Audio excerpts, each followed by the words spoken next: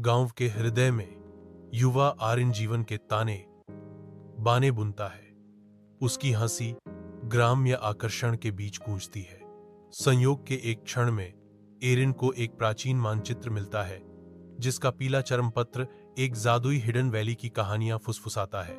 पुराना नक्वेशा छिपे हुए घाटी की ओर इशारा करता है, एक जादुई जगह जिसके बारे में उसने केवल कहानियों में ही सुना है। अंधेरे जंगल के हृदय में एरिन मुड़े हुए पेड़ों और भयावह चुप्पी के दायरे में प्रवेश करता है। भयानक शांति और मंडराती चुनौतियों के बावजूद एरिन अटूट संकल्प के साथ आगे बढ़ता है। एरिन सिंगिंग केव्स पर पहुंचता है, जो जादुई धुनों के साथ गूंजता हुआ एक रहस्यमय भूल भुलैया है।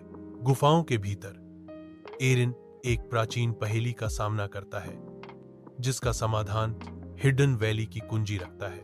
गुफाएं एरिन की प्रतिभा पर प्रतिक्रिया करती हैं और प्रसिद्ध हिडन वैली के लिए एक गुप्त मार्ग का अनावरण करती हैं। फुसफुसाती पहाड़ियों में एरिन आगे बढ़ता है, उन धोखेबाज आवाजों को धता बताता है जो उसे हिडन वैली के रास्ते से भटकाना चाहती है। अलौकिक फुसफुसाहटों को अनदेखा करते हुए एरिन दृढ़ता से अपनी यात्रा जारी रखता है। सूर्योदय पर एरिन हिडन वैली पहुंचता है, जो अकल्पनीय सुंदरता का एक क्षेत्र है जिसमें सोने की नदियां और झिलमिलाते पेड़ हैं।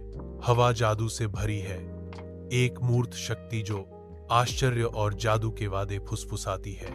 गहरे जुड़ाव के एक क्षण में जादुई संरक्षक उसे एक सुनहरा बीज प्रदान करता है जो उनके बंधन का प्रतीक है। एरिन अपने गांव लौटता है, उसका दिल उम्मीद से धड़क रहा है। वह सुनहरा बीज बोने के लिए तैयार है जिसमें जादुई भविष्य का वादा है। कांपते हाथों और एक मौन प्रार्थना के साथ एरिन सुनहरे बीज को दफनाता है, अपनी दुनिया के भाग्य को उपजाऊ धरती को सौंपता है। एक विस्मयकारी तमाशे में बीज अंकुरित होता है, एक राजसी पेड़ में चढ़ता है जो हमेशा के लिए उसकी दुनिया को जादू के अलौकिक क्षेत्र से जोड़ता है।